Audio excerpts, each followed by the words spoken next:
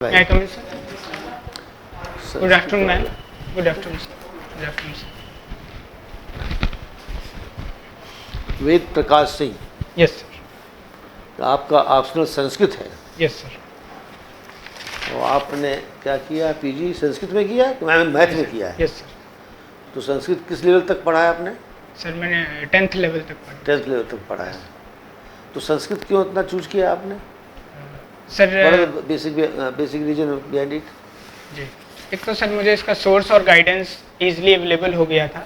हाँ। और जब मैंने प्रिपरेशन स्टार्ट की थी तब 2 ऑप्शनल का प्रोविज़न रहता था यूपीपीएससी में। हाँ हाँ। तो अपने अब तो सब्जेक्ट एक हो गया। जी सर, अभी आपने एसडीएम के बाद सीधे जो ऑप्शन दिया है प्रेफरेंस ऑफ सर्विस में, एसडीएम के बाद दिया एआरटीओ, यस सर, फिर ईओ, फिर डीपीआरओ। यस डिप्टी एसपी तो है ही नहीं इसमें कहीं। सर। मेरा हाइट क्राइटेरिया नहीं है। हाँ? हाइट क्राइटेरिया मेरा डीएसपी के एसपी के लिए नहीं है, Yes, डिप्टी एसपी के लिए नहीं है। Yes sir. आप कुछ काम कर रहे हो अभी? क्या हाँ कर रहे हो? Economic and statistical officer yes sir, अभी सेलेक्ट हो गया है? हुआ है। यस सर, अभी ज्वाइन नहीं ये किया। क्या आयोग से ही हुआ है? Yes sir. तो यूपी में आपके आजकल रोड पे काम बहुत हो रहा है, यस सर। तो कितने टोटल जो है एक्सप्रेसवे यस सर। बन गए हैं और बनने वाले हैं? टोटल कितने? Yes sir. और उसमें कितने बन गए हैं और कितने अंडर कंस्ट्रक्शन हैं? Yes sir.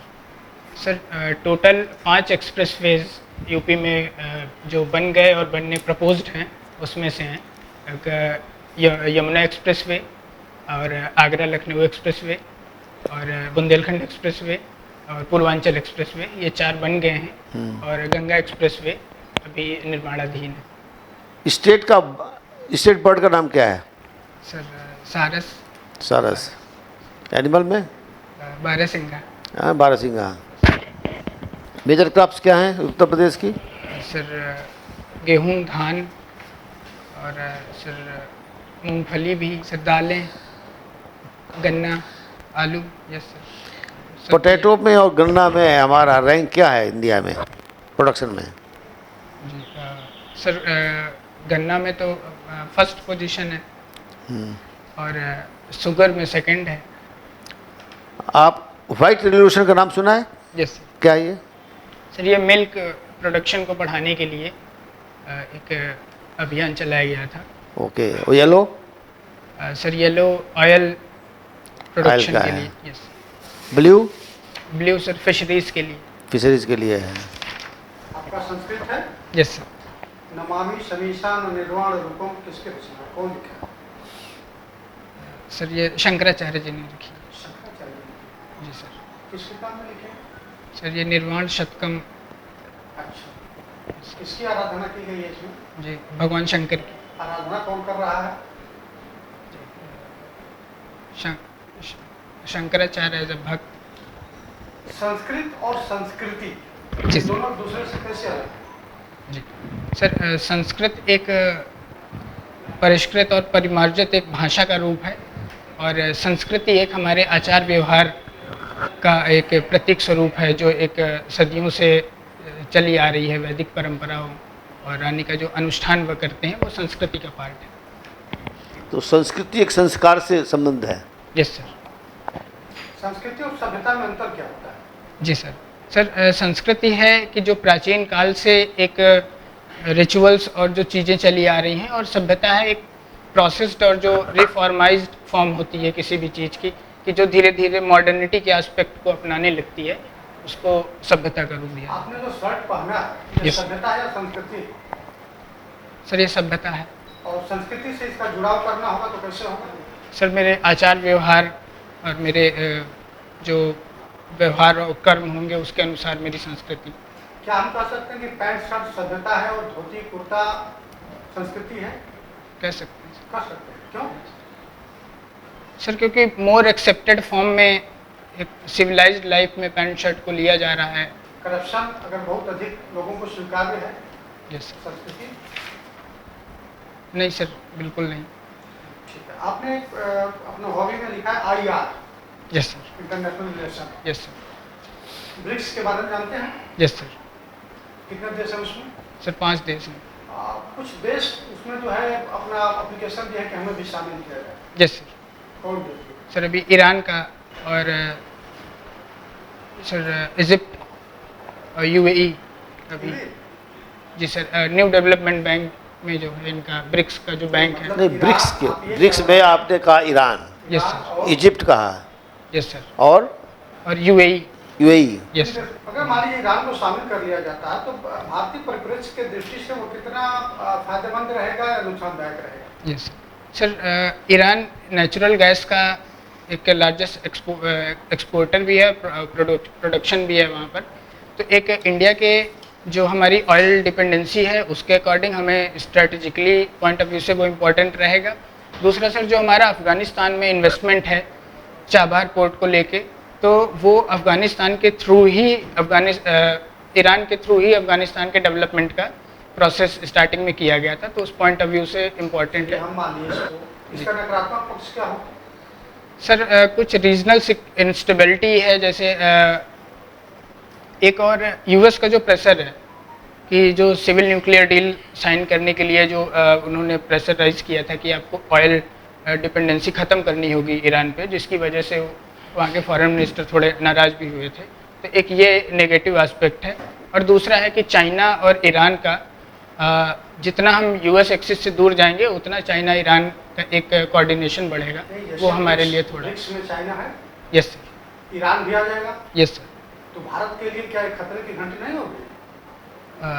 सर ब्रिक्स में आने में एक तो इक्वल पार्टनरशिप है सबकी ब्रिक्स में, और दूसरा एक वो डायलॉग प्लेटफॉर्म है, तो मेरे हिसाब से वो काफ़ी हद तक इश्यूज़ को रिजॉल्व करने का प्लेटफॉर्म बनेगा, ना कि एक प्रॉब्लम क्रिएशन। मतलब पॉलिटिकल इसका कोई मैटर नहीं रहेगा, ये कहना चाह रहे हैं आप? चलिए कोई बात यस नहीं। दूसरा, आजकल आप देख रहे हैं कि भारत जो है सार्क की अपेक्षा बिम्स्टेक को ज़्यादा महत्व दे रहा है। Yes sir. क्यों? सर एक तो सार्क में जो इंडिया पाकिस्तान का लगातार अवरोध चल रहा था, उसको देखते हुए बिम्स्टेक में एक हम पाकिस्तान उसमें नहीं है, तो इसकी वजह से काफ़ी कंस्ट्रक्टिव डायलॉग उसमें इस्टेब्लिश हो पा रहा है, जो कि सार्क में पॉसिबल नहीं था। और सर एक जो बिम्स्टेक है वो बहुत ही सेक्टर बेस्ड इकोनॉमी की भी बात करता है और रीजनल कंस्ट्रक्शन की भी बात करता है, जिसमें ब्लू इकोनॉमी खास तौर पर इम्पोर्टेंट है, जो कि सार्क में उतनी प्रोबेबल तरीके से नहीं उस पर काम किया गया था। चलिए लास्ट क्वेश्चन, कालिदास की एक रचना है, बुक्स है, जिसमें वो काफी औरत को जो है यस सर। कुछ इस तरह से चित्रित किए हैं, उसके यौवन को लेकर के, उसके शारीरिक ढांचा को लेकर के, कि एक जो है अपने आप में एक विवाद जैसे उसको लेकर के जितनी आलोचना हुई है, और उसके बाद जो उस किताब के बाद एक और दूसरी किताब लिखी है, तो ये माना गया कि नहीं, उसको बैलेंस करने की कोशिश की है। इन दोनों किताबों के बारे में कुछ जानते हैं? सर मुझे एग्जैक्टली तो नहीं, क्या मैं गेस कर सकता हूँ? हाँ, सर कुमार संभवम में कालिदास जी ने जो पार्वती जी और शिव जी के श्रृंगार का चित्रण किया था, तो उसके लिए किंवदंती है कि उसके लिए उनको शाप मिला, तो जिसको उन्होंने एक हटाने के लिए रघुवंशम महाकाव्य की रचना की। जी मेरा क्वेश्चन आपके हॉबीज से ही है। इंटरनेशनल आईआर जो आपके इंटरनेशनल रिलेशंस हैं, क्वाड क्या है? क्वाड मैम एक सिक्योरिटी ऑर्गेनाइजेशन है जो एक यूएस, ऑस्ट्रेलिया, जापान और इंडिया की एक फॉर्मल ग्रुपिंग के थ्रू बनाया गया है। किस कंटेक्स्ट में बनाया गया ये मैम इंडो पैसिफिक रीजन के रिगार्डिंग सिक्योरिटी भी और इकोनॉमिक पॉइंट ऑफ व्यू की चीज़ों को देखते हुए बनाया गया। अच्छा, सिक्योरिटी काउंसिल में जो परमानेंट मेंबर्स को बढ़ाने की बात हो रही है, यस, तो इंडिया में आप इसको, इंडिया को कैसे रिप्रेजेंट करें? क्योंकि आप उसमें आपको पता ही होगा कि इंडिया भी एज अ रिप्रेजेंटेटिव है, तो उसको कैसे आप रिप्रेजेंट करेंगे? यस मैम, एक तो यूएन सिक्योरिटी काउंसिल में जो 5 परमानेंट मेंबर हैं, उसके अलावा जो 5 नॉन परमानेंट मेंबर हैं जिसके अभी हम पार्ट हैं, तो बेसिकली वो एक प्लेटफॉर्म है रीजनल, जो कि एक रिप्रेजेंटेशन प्रॉपर नहीं है। जैसे जहाँ की पॉपुलेशन, अफ्रीका की इतनी पॉपुलेशन है बट उनका एक भी मेंबर नहीं है, तो मेरी कोशिश रहेगी कि जो रिप्रेजेंटेशन है वो सबको मिले, ताकि सब अपने अपने इश्यूज और अपनी प्रॉब्लम्स को एक प्लेटफॉर्म पे रख सकें। और ग्लोबली जो इस समय प्रॉब्लम्स हर जगह पे जो फेस्ड हैं, वो कहीं ना कहीं उनको यूएनएससी के प्लेटफॉर्म के थ्रू बड़े ईजिली डायलॉग वे से निपटाया जा सकता है, जो कि कॉन्फ्लिक्ट का रूप ना लेने पाए उसके पहले ही। No, I am asking, India is claiming that India is a super power, ठीक है, कि should be a member of the security council. तो क्या पॉइंट्स हैं, क्या फैक्ट्स हैं Yes. कि हम माने कि इंडिया को उसका एक परमानेंट मेंबर होना चाहिए? मतलब इंडिया अपने आप को किस तरीके से रिप्रेजेंट कर रहा है, इसके बारे में बताइए। मैम, एक तो इंडिया, हम जो है सेकंड लार्जेस्ट पॉपुलेशन है पूरे वर्ल्ड में, हमारी इकोनॉमी थर्ड लार्जेस्ट है परचेसिंग पावर पैरिटी पे, और हमने हमेशा से सिंस आवर इंडिपेंडेंस हमने सारी चीज़ें एक अपनी प्रिंसिपल्ड फॉर्म में रखी हैं। हमने कभी किसी पे अटैक नहीं किया है, और हमने हमेशा अपना जो यूएन का पीस कीपिंग मिशन है उसमें हमेशा हमने अपने को सबसे ज़्यादा तरीके से इनरोल किया है। तो हमने हर वो एस्पेक्ट दिखाए हैं जो एक रिस्पॉन्सिबल नेशन के होने चाहिए।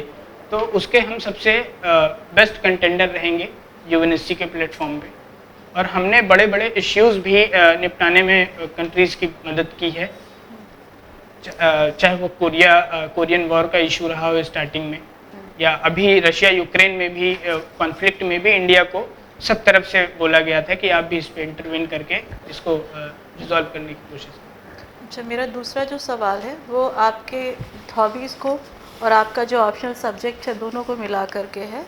What is cultural nationalism? ये यस हाँ, मैम, कल्चरल नेशनलिज्म एक फ़िलॉसफी है कि जिसके थ्रू हम अपनी कल्चरल एस्पेक्ट्स को एक एक ज़्यादा अच्छे तरीके से ऊपर रखने की कोशिश करते हैं, और जो उसके रिस्पेक्ट में जो अन्य चीज़ें हैं, छोटी छोटी डिस्क्रिमिनेशंस हैं, उनको ख़त्म करने की भी कोशिश करते हैं, और अपनी कल्चरल चीज़ों को बढ़ाने का भी प्रयास करते हैं। इंडिया में कल्चरल नेशनलिज्म से एसोसिएट जो भी विचारक रहे हैं Yes. उनके बारे में बताइए, या किन विचारकों ने इस शब्द को जनरेट किया और उसके बाद आगे बढ़ाया? मैम, लोकमान्य तिलक महाराष्ट्र में थे, तो उन्होंने जो है एक गणेश फेस्टिवल और इसके थ्रू कल्चरल नेशनलिज्म को काफ़ी ऊपर लाने का प्रयास किया था, और मैम मुझे भी यही याद है। जी, पहला सवाल हमारा सबसे बड़ा सिचुएशन रिलेटेड है। Yes. आप एसडीएम साहब हो गए हैं, Yes. परीक्षाएं बोर्ड की चल रही हैं, आप मुआयना करने की स्कूल का गए हैं और एक लड़के के पास नकल पकड़ लिया है। लड़के ने वो नकल अपना बचाने के लिए कि मैं फंस न जाऊं, पुड़िया बना के मुंह में गटक लिया और अटक गई गले में। आप एसडीएम साहब हैं, आप मौके पे खड़े हैं, what will do? What will your first action? Sir, सबसे पहले मैं उसको फर्स्ट एड देने की कोशिश करूंगा कि उसकी कोई हेल्थ प्रॉब्लम अकर ना हो, और उसके बाद जो है जो वहाँ का इन्विजिलेटर्स हैं, टीचर्स हैं, उनसे बात करके कि नकल पे जो है कैसे आपने नहीं रोका, इसको रोकने का प्रयास करना चाहिए था। और उसके बाद बच्चे का करियर को लेकर सवाल है, तो मेरे हिसाब से कि उसको एक दोबारा प्रयास देना चाहिए कि उसका करियर इन द सेंस ख़त्म ना हो, और ताकि वो अपनी शिक्षा जो है दोबारा से शुरू कर सके। ठीक है।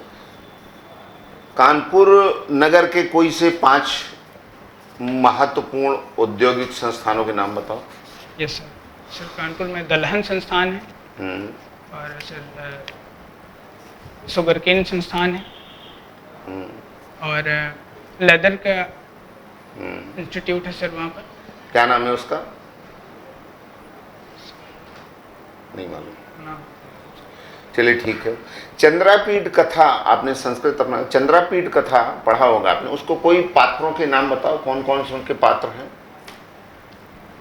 सर, चंद्रपीठ कथा ये कादम्बरी के सुकनास उपदेश का आर्ट है, जिसमें सुकनास उपदेश देते हैं। पात्रों के नाम मैं पूछ रहा हूँ, कौन कौन से महत्वपूर्ण पात्र हैं चंद्रापीठ कथा में? जी सर। सर, अभी मुझे याद नहीं याद। और बताइएगा, essential qualification of the presidential government, राष्ट्रपति शासन प्रणाली के मूल तत्व क्या है? एक तो सर 2 पार्टी सिस्टम का सिस्टम। इसेंशियल क्वालिफिकेशन, इसेंशियल मूल फीचर, मूल तत्व क्या है राष्ट्रपति शासन प्रणाली के? सर, प्रोपोर्शनल रिप्रेजेंटेशन होता है, और सर कल्चरल लैग थियरी के आपने संस्कृति सभ्यता कई बार कहा, what is the cultural lag? Sir मुझे जानकारी नहीं। ठीक है, संस्कृति में क्या चीज आती है? सर संस्कृति में हमारे खान पान, वेशभूषा, त्योहार, सारी चीज़ें संस्कृति। क्या क्या सब चीज बताओ। तो उसमें क्या अभाव है आज की तारीख में? जी सर, एक तो जैसे हमारी वेशभूषा है तो वो अलग अलग जगह की अलग अलग है, तो उसमें उसके बाद सर भाषा है, भाषा भी हमारी संस्कृति का पार्ट है। तो और त्यौहार हैं, जैसे इतने मल्टी डाइवर्स कंट्री है तो अलग अलग हर जगह के त्यौहार हैं।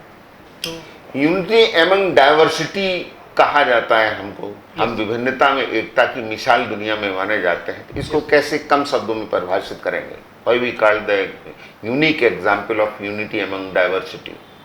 How you will define it within 5 sentences? Yes sir, हमारा कॉन्स्टिट्यूशन आर्टिकल 1 जो बताता है कि we are the union of states, और हम इतने डाइवर्स होते हुए भी हम उस एक यूनिटी की बात करते हैं कि जिसमें नेशन या भारत सबसे ऊपर आता है। चलो ठीक।